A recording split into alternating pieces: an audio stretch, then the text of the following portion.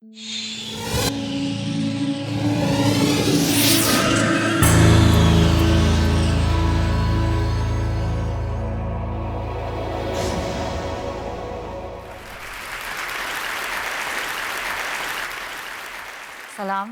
namaskar, good morning.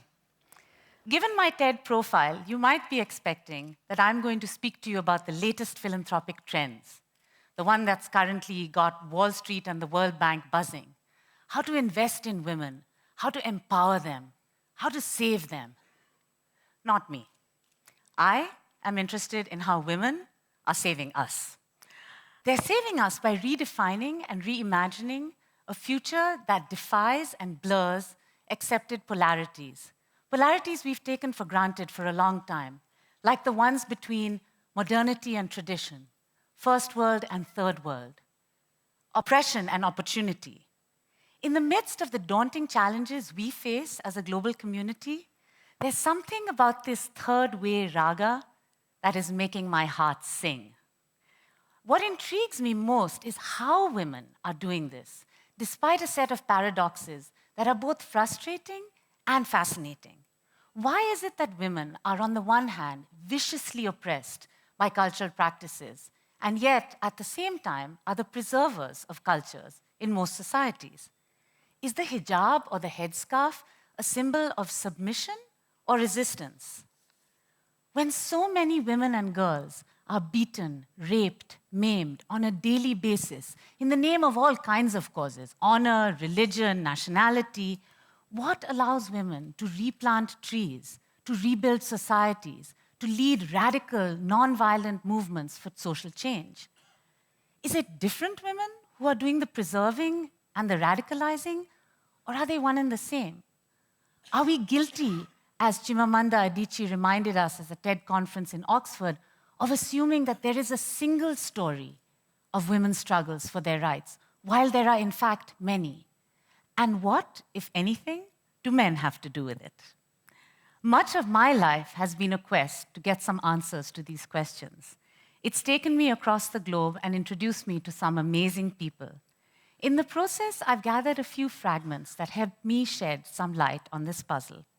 Among those who've helped open my eyes to a third way are a devout Muslim in Afghanistan, a group of harmonizing lesbians in Croatia, and a taboo breaker in Liberia.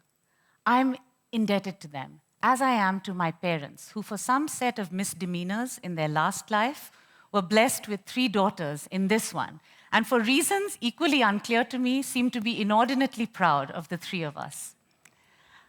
I was born and raised here in India, and I learned from an early age to be deeply suspicious of the aunties and uncles who would bend down, pat us on the head, and then say to my parents with no problem at all, "Poor things, you only have 3 daughters, but you're young, you could still try again."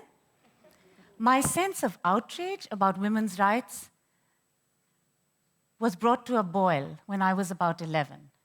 My aunt, an incredibly articulate and brilliant woman, was widowed early.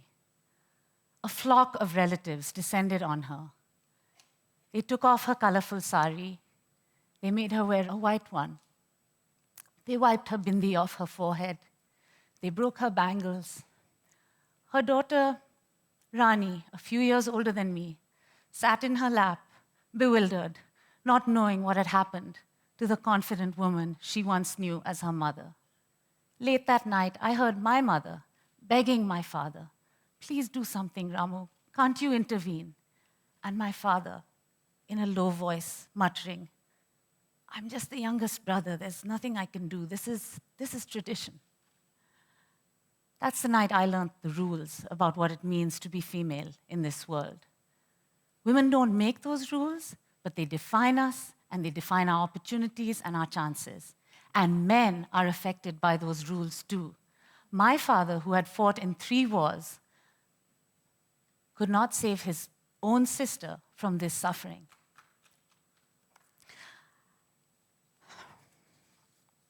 By 18, under the excellent tutelage of my mother, I was therefore, as you might expect, defiantly feminist.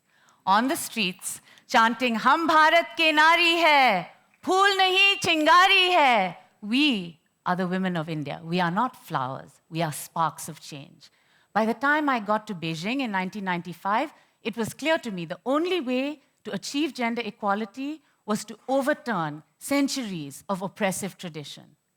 Soon after I returned from Beijing, I leapt at the chance to work for this wonderful organization founded by women to support women's rights organizations around the globe.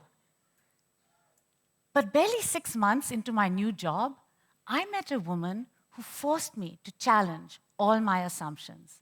Her name is Sakina Yakubi. She walked into my office at a time when no one knew where Afghanistan was in the United States. She said to me, "It is not about the burqa." She was the most determined advocate for women's rights I had ever heard.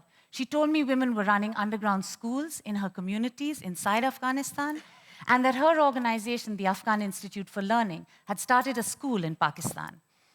She said the first thing anyone who is a Muslim knows is that the Quran requires and strongly supports literacy. The Prophet wanted every believer to be able to read the Quran for themselves. Had I heard right? Was a women's rights advocate invoking religion? But Sakina defies labels. She always wears a headscarf, but I've walked alongside with her on a beach with her long hair flying in the breeze. She starts every lecture with a prayer, but she's a single, feisty, financially independent woman in a country where girls are married off at the age of 12. She is also immensely pragmatic. This headscarf and these clothes, she says, give me the freedom to do what I need to do to speak to those whose support and assistance are critical for this work. When I had to open the school in the refugee camp, I went to see the imam. I told him, I am a believer, and women and children in these terrible conditions need their faith to survive. She smiled slyly. He was flattered. He began to come twice a week to my center because women could not go to the mosque. And after he would leave, women and girls would stay behind. We began with a small literacy class to read the Quran, then a math class, then an English class, then computer classes. In a few weeks, everyone in the refugee camp was in our classes. Sakina is a teacher at a time when to educate women is a dangerous business in Afghanistan. She is on the Taliban's hit list. I worry about her every time she travels across that country. She shrugs when I ask her about safety. Kavita Jan, we cannot allow ourselves to be afraid. Look at those young girls who go back to school when acid is thrown in their face. And I smile and I nod, realizing I'm watching women and girls using their own religious traditions and practices, turning them into instruments of opposition and opportunity. Their path is their own, and it looks towards an Afghanistan that will be different. Being different is something the women of Lesbos in Zagreb, Croatia, know all too well. To be a lesbian, a dyke, a homosexual, in most parts of the world, including right here in our country, India, is to occupy a place of immense discomfort and extreme prejudice. In post-conflict societies like Croatia, where a hyper-nationalism and religiosity have created an environment unbearable for anyone who might be considered a social outcast. So enter a group of out-dykes, young women who love the old music that once spread across that region, from Macedonia to Bosnia, from Serbia to Slovenia. These folk singers met at college at a gender studies program. Many are in their 20s, some are mothers. Many have struggled to come out to their communities in families whose religious beliefs make it hard to accept that their daughters are not sick, just queer. As Leah, one of the founders of the group, says, I like traditional music very much. I also like rock and roll. So Lesbos, we blend the two. I see traditional music like a kind of rebellion in which people can really speak their voice, especially traditional songs from other parts of the former Yugoslav Republic. After the war, lots of these songs were lost, but they are a part of our childhood and our history, and we should not forget them. Improbably, this LGBT singing choir has demonstrated how women are investing in tradition to create change, like alchemists turning discord into harmony. Their repertoire includes the Croatian national anthem, a Bosnian love song, and Serbian duets. And Leah adds with a grin, Kavita, we especially are proud of our Christmas music because it shows we are open to religious practices, even though Catholic Church hates us LGBT. Their concerts draw from their own communities, yes, but also from an older generation, a generation that might be suspicious of homosexuality, but is nostalgic for its own music and the past it represents. One father who had initially balked at his daughter coming out in such a choir now writes songs for them. In the Middle Ages, troubadours would travel across the land, singing their tales and sharing their verses. Lesbos travels through the Balkans like this, singing, connecting people divided by religion, nationality, and language. Bosnians, Croats, and Serbs find a rare shared space of pride in their history, and Lesbos reminds them that the songs one group often claims as theirs alone really belong to them all.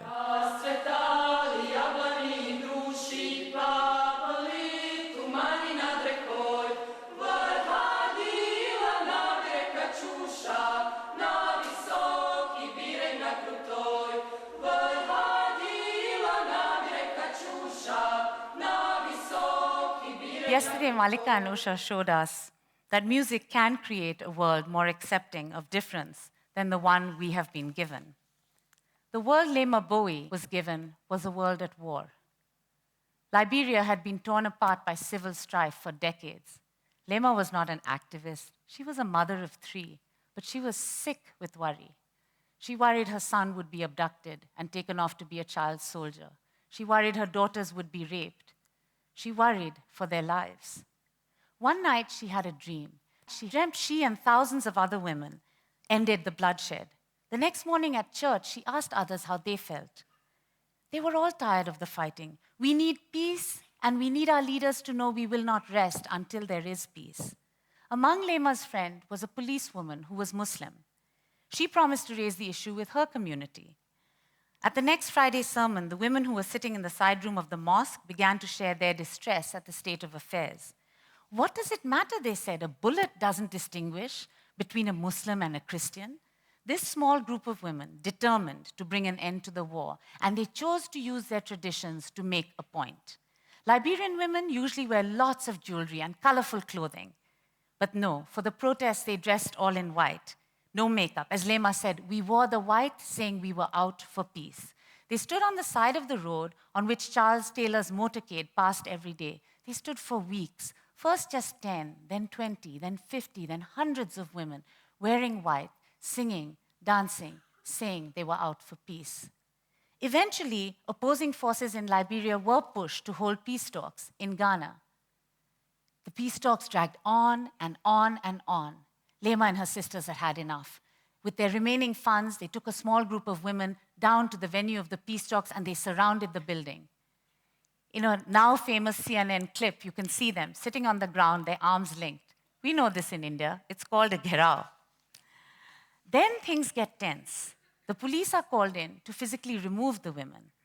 As the senior officer approaches with a baton, Lema stands up with deliberation, reaches her arms up over her head, and begins very slowly to untie her headdress that covers her hair. You can see the policeman's face. He looks embarrassed, he backs away, and the next thing you know, the police have disappeared. Lema said to me later, "It's a taboo, in West Africa.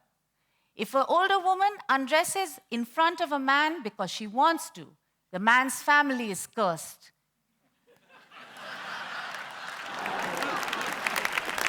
She said, "I don't know if he did it because he believed, but he knew we were not going to leave. We were not going to leave till the peace accord was signed." And the peace accord was signed. And the women of Liberia then mobilized in support of Ellen Johnson Sirleaf, a woman who broke a few taboos herself, becoming the first elected woman head of state in Africa in years. When she made her presidential address, she acknowledged these brave women of Liberia who allowed her to win against a football star. That's soccer for you Americans, no less. Women like Sakina and Leah and Lema have humbled me and changed me. and made me realize that I should not be so quick to jump to assumptions of any kind. They've also saved me from my righteous anger by offering insights into this third way. A Filipina activist once said to me, "How do you cook a rice cake? With heat from the bottom and heat from the top."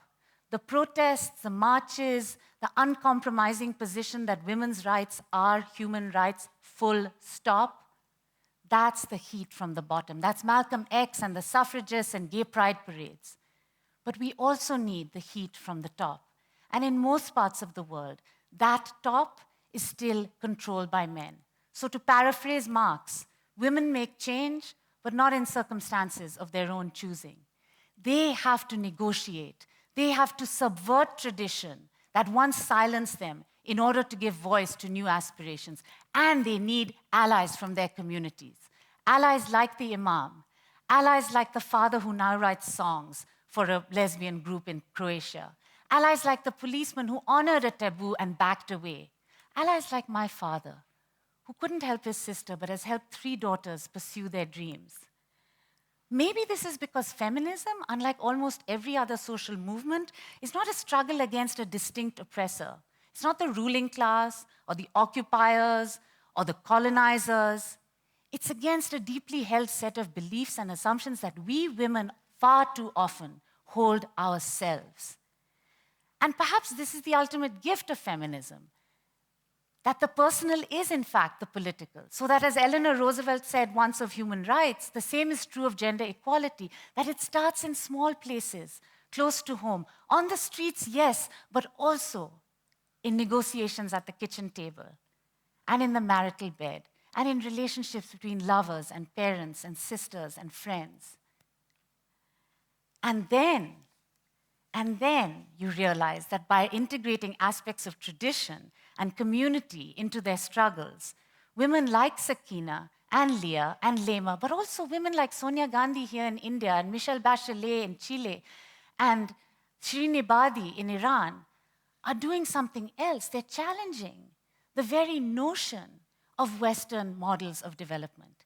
They are saying, we don't have to be like you to make change. We can wear a sari or a hijab or pants or a bubu, and we can be party leaders and presidents and human rights lawyers.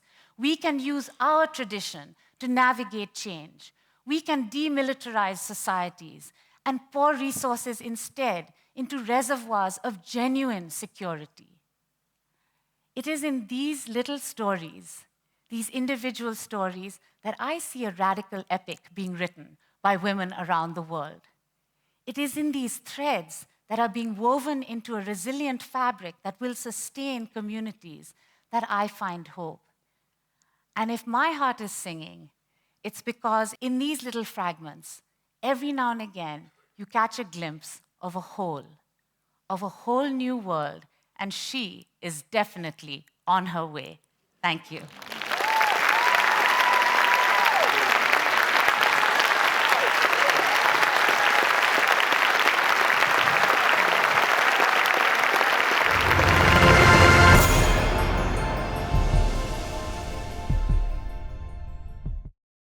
Investment in broadband high-speed internet can help small businesses create new American jobs. Small businesses are being formed, dreams are being launched. And at AT&T, we're investing billions to upgrade and build out our wired and wireless networks. Now is not the time to stall momentum or stifle innovation or investment. Jobs, dreams, and the future are at stake. AT&T, your world delivered.